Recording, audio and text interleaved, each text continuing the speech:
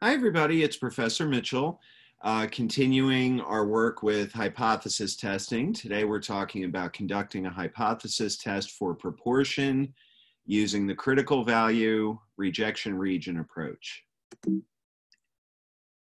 And that goes along with the assignment of the same name on ALTA. The objectives in this section are to determine the critical value or critical values for a hypothesis test for proportion in order to define rejection region, and make a conclusion and interpret the results of a hypothesis test for a proportion using the critical value or rejection region approach. To perform a hypothesis test for the proportion for one sample hypothesis test, we need to work through the following steps of the procedure, and you've heard me talk about this before. First, choose the null hypothesis, H sub 0, and the alternative hypothesis, H sub A. Then decide on the significance level alpha. In a statistics class, that's usually given. Number 3, compute the test statistic, which with this type of hypothesis test is a z-score. Then find the critical value or critical values to reject or fail to reject the null hypothesis. And finally, don't forget to interpret the results of the hypothesis test. In this section, we will discuss the method to find the critical value or critical values, which will then determine the rejection region for the hypothesis test. The value of the test statistic is then compared to the critical value to determine if the test statistic falls within the rejection region. Based on this, we can then come to a final decision for the hypothesis test to either reject the null hypothesis or fail to reject the null hypothesis. In order to determine the critical value or values of a hypothesis test for a proportion, we need to know first the z-score that corresponds with the significance level alpha, and we call that z sub alpha. And then whether the hypothesis test is right-tailed, left-tailed, or two-tailed. And that's really based on the alternative hypothesis. You can tell that from the alternative hypothesis. The most commonly used significance levels are 0.1, 0.05, 0.025, 0.01, and 0.005. The corresponding values for z sub alpha that correspond with these significance levels are found in this table, and you can find all or most of these also on the bottom of table A2, I believe.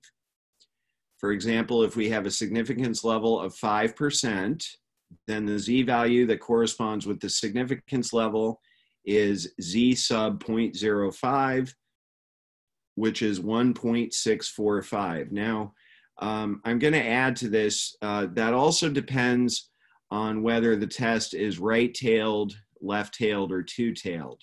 For a right-tailed test, that would mean that this area 0.05 is all on the right side of the z distribution. And so in that case, that significance level really would be 1.645, like this. I'm not gonna maybe write out the whole thing. Oh, I guess I will. Okay. But if it was a left-tailed test, then that means that the area 0.05 would be over on the left side, and then your critical value would be negative 1.645.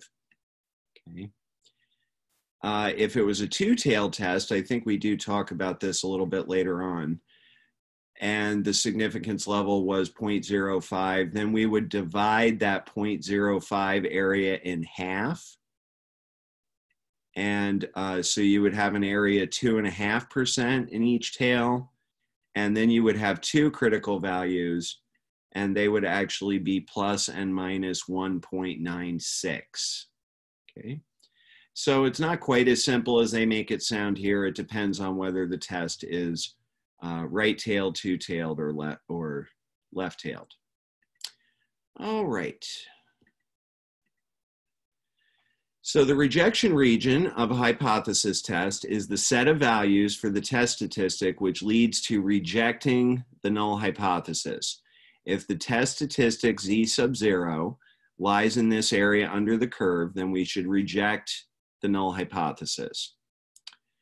The non-rejection region of a hypothesis test is the set of values for the test statistic which leads to not rejecting the null hypothesis.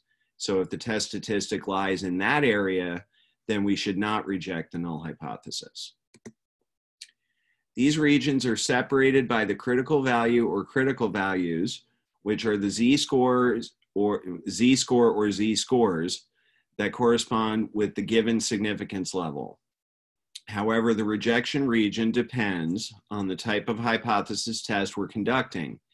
Is this a right-tailed test, a left-tailed test, or a two-tailed test? This is the question we need to ask ourselves before we determine the rejection region.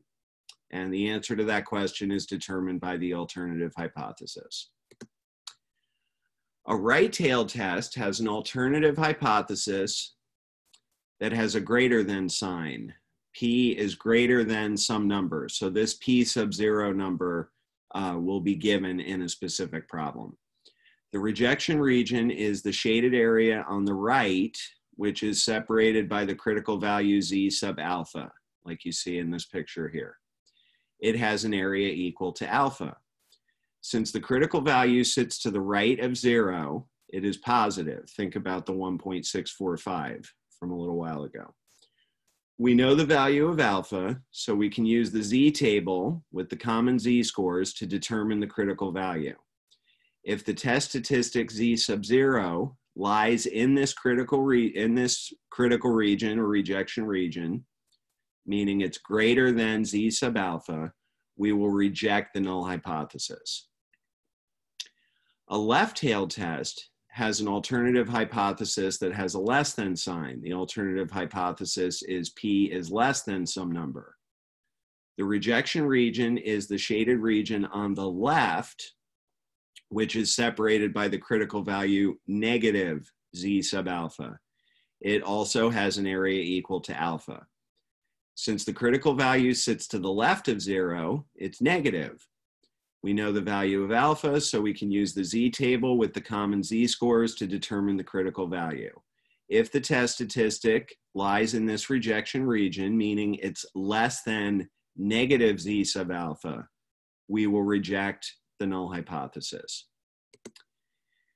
And finally, a two-tailed test has an alternative hypothesis that has a not equal to sign. P does not equal some number. In that case, there are two rejection regions in this type of test, or I think of it as one region that's, in two parts. One on the left and one on the right. Because there are two shaded areas, there will be two critical values, one positive, one negative, which separate the rejection regions from the non-rejection region in the middle, right here. The probability of the test statistic lying within the rejection region is still alpha, but since it's divided into two different regions, each region's probability is equal to alpha divided by 2. So we will use the value of z sub alpha divided by 2 to look up the critical values from the common z-table. The critical values will be negative z sub alpha over 2 and z sub alpha over 2. If the test statistic lies in either of those regions, meaning it's either less than negative z sub alpha over 2 or greater than positive z sub alpha over 2, we will reject the null hypothesis.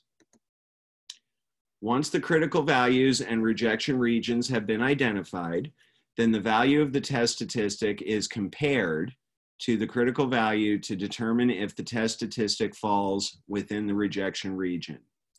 If it does, then the decision will be to reject the null hypothesis. However, if it does not fall within that rejection region, the decision will be to fail to reject the null hypothesis. All right, finally an example. Determine the critical value or values for a hypothesis test for a proportion at the 5% significance level, if the hypothesis test is right-tailed. In other words, the alternative hypothesis is P is greater than some number. For a right-tailed hypothesis test, the rejection region is on the right. Because the test is right-tailed, that means the critical value will be positive. We know that the significance level is 0.05, so the area to the right of the z-score would be 0.05, meaning that the critical value is 1.645. This is exactly the example that I drew the picture of earlier. Oops. Okay. Another example, using the table below, determine the critical value or values for a hypothesis test for a proportion at the 2.5% significance level if the hypothesis test is left-tailed. And they want us to round our answer to 3 decimal places. So if I remember correctly, I think that it just kind of jumps to the answer and doesn't really give a whole lot of explanation. So I'll draw a little picture here. This is a left-tailed test. So the rejection region would be on the left side. And the value of alpha is given to be 2.5%. So using this table here, it says that z sub 0.025 is equal to 1.960. But because this is a left-tailed test, that means that I just have to put a negative sign in front of that. So it would be negative 1.960.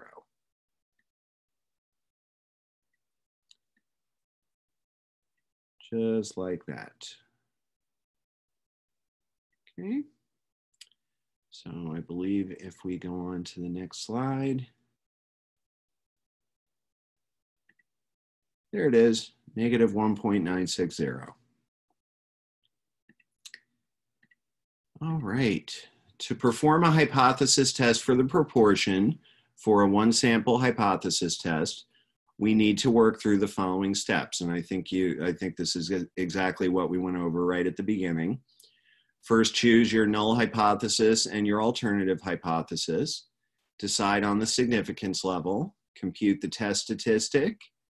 Find the critical value or critical values to make your decision, and then interpret the results of your decision, right? Using a nice English sentence that explains what reject or fail to reject means for that particular problem.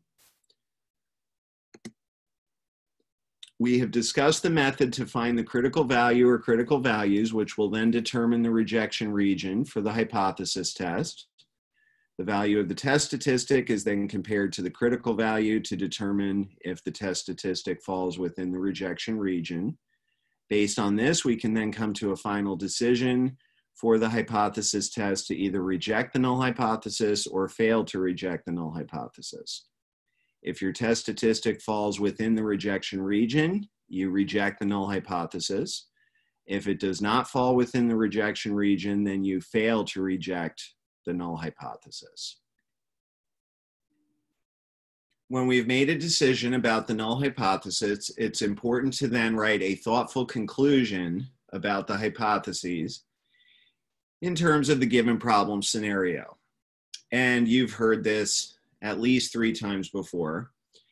If the claim is the null hypothesis, then the conclusion will be one of the following. If the decision is to reject the null hypothesis, the conclusion is that there is enough evidence to reject the claim. If the decision is to fail to reject the null hypothesis, then the conclusion is that there is not enough evidence to reject the claim. However, if the claim is the alternative hypothesis, then the conclusion would either be, if you're rejecting the null hypothesis, the conclusion would be there is enough evidence to support the claim. If the decision is to fail to reject the null hypothesis, the conclusion is that there is not enough evidence to support the claim. All right, another example. A researcher claims that the proportion of drivers who come to a complete stop at every stop sign in their own neighborhood is 15%. To test this claim, a random sample of drivers is taken, and the proportion of them who come to a complete stop at each stop sign in their neighborhood is recorded. Assume that the test statistic for this hypothesis test is negative 2.03. Okay, so we've skipped ahead to the part where we already have the calculated test statistic. Using a level of significance of 5%, we're going to come to a decision about the hypothesis test and interpret our results with respect to the original claim. So remember, the original claim was that the proportion of drivers who stop is 15%. Using a level of significance of 5%, and since this is a two-tailed test, the critical values are plus and minus 1.96, because those are the two values that cut off 2.5% at each end. Okay, 2.5% over here, 2.5% over here. Okay. So we're going to reject our null hypothesis if our calculated test statistic is either less than negative 1.96 or greater than 1.96. Okay. So we are given, sorry, got to finish this. Okay. We are given that our test statistic is negative 2.03, so that's going to fall right out. Let's turn the pen back on. Negative 2.03 is just a little bit less than negative 1.96. So that does fall within the rejection region. So our decision is going to be to reject the null hypothesis. Right, and so in terms of the original claim was that the proportion of drivers who stop is 15%. And because that statement has an equal sign in it, the proportion is 15%. That would be our null hypothesis, so we're going to reject that. There is enough evidence to, oh, sorry, lost my mouse here. Started talking for too long. There we go.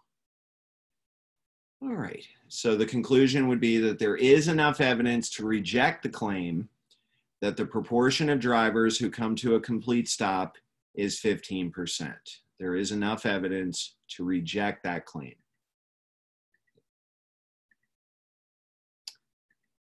All right, next example. A researcher at a large state university takes a random sample of 500 students and finds that 278 are from in-state. Can we conclude that the proportion is larger than 0.5 at a 5% level of significance? Okay, so they were missing some of their work with this one, so I added this in. First, remember p hat is the sample proportion. So that's the sample that has the characteristic that we're interested in from the sample. It said that 278 students out of the 500 were in state. 278 divided by 500 works out to 0.556. And then, we haven't mentioned this at all in this section, the test statistic for this type of test, that formula is right here. So again, p hat is your sample proportion. P sub 0 is the hypothesized proportion. So this is the number that you'll see in the null hypothesis. All right, the claim will be made in terms of this number. And then you divide that difference by the square root of p sub 0 times q sub 0 divided by n. So for this problem, that works out to 0.556 minus 0.5, and then divide that difference by the square root of 0.5 times 0.5 divided by 500. So you should try to put this in your calculator and make sure that you can get that to come out to 2.504. So with a test statistic of 2.504 and a critical value of 1.645, let's look at that original claim again. Uh-oh. Can't get it to go back.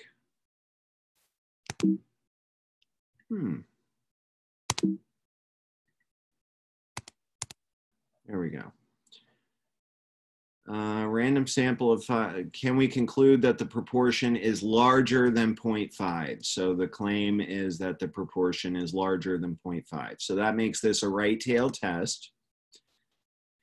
So we've done this example a couple of times in this section, finding the critical value of 1.645. That is the z-score that cuts off 5% at the top or on the right side of the distribution.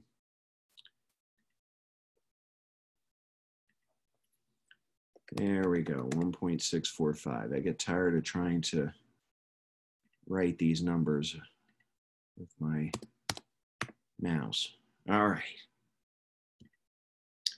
So with a test statistic of 2.504 and a critical value of 1.645 at a 5% level of significance, we have enough statistical evidence to reject the null hypothesis.